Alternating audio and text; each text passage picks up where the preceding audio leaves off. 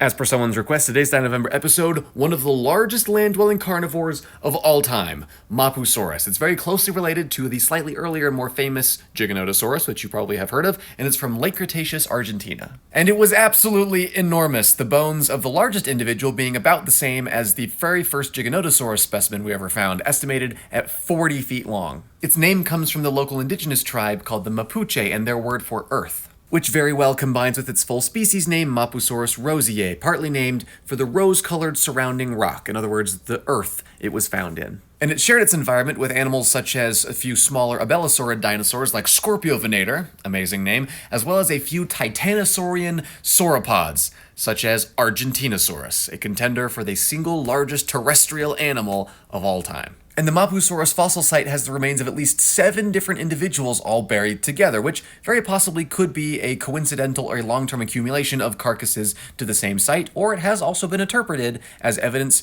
for these animals living and hunting in groups together. As we talked about a few episodes ago with Albertosaurus, there is still a lot of debate about the nature of predatory dinosaur packs, about how much time they really would have spent together at all, about how coordinated, if at all, they would have been together, but regardless, southern Argentina 95 million years ago witnessed perhaps the biggest prey animal ever, right alongside some of the largest predators ever. A pretty common general conception of dinosaurs like Mapusaurus is that they were very similar to T-Rex, but just with a different biting strategy. Thinner serrated teeth with a reduced bite force, better for slicing, as opposed to big, thick teeth with a really huge bite force, better for crushing. So I decided I wanted to look into bite force specifically. For example, how much weaker was an animal like Mapusaurus compared to T-Rex, and is there anything alive today that compares? So, let's go on a tangent. Let's set a little bit of a baseline to start. The bite force of a dog is something we might have a little bit more of an intuitive grasp of, right? You might know someone that's been bitten by a dog. And certainly, the most powerful dog bites are no joke and can cause serious damage to people. This study found that most dogs have a bite force of less than 400 newtons, which is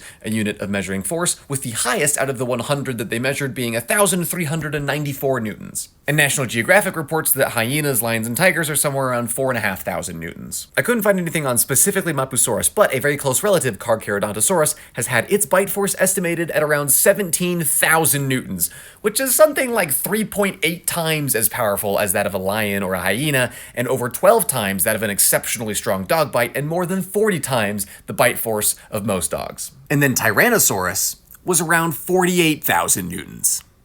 Jesus. At this point, I wondered how much bigger these numbers are compared to modern crocs. And even though I knew that alligators and crocodiles have really impressive bite strengths, I was still really surprised by what I found. So it turns out people have done the scary work of testing all living crocodilian species for bite force, and the strongest, surprise surprise, goes to the saltwater crocodile. The average bite force for a 17-foot-long saltwater crocodile was around 16,500 newtons, which is only barely less than a dinosaur like Mapusaurus. And if you scale those results up to calculate the bite force for a 20-foot-long crocodile, you get around 34,000 newtons, which is the low end of T-Rex bite force estimates. What?